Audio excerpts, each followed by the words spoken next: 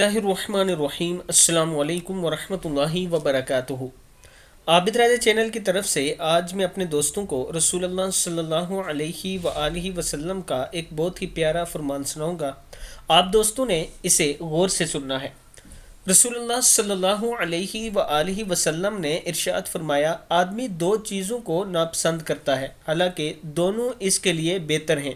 ایک تو موت کو برا سمجھتا ہے حالانکہ موت مومن کے لیے فتنے میں مبتلا ہونے سے بہتر ہے۔ دوسرا مال کی کمی کو برا سمجھتا ہے حالانکہ مال کی کمی حساب میں کمی کا سبب ہے۔ مسند احمد کی حدیث ہے کہ آدمی دو چیزوں کو برا سمجھتا ہے، ایک موت کو برا سمجھتا ہے حالانکہ موت اس کے لیے بہتر ہے فتنوں میں مبتلا ہونے سے، اور دوسرا مال کی کمی کو برا سمجھتا ہے حالانکہ مال کی کمی حساب میں کمی کا سبب ہے، یعنی آپ کے پاس جتنا کم مال ہوگا اتنا ہی کم حساب کتاب قیامت والے دن ہوگا۔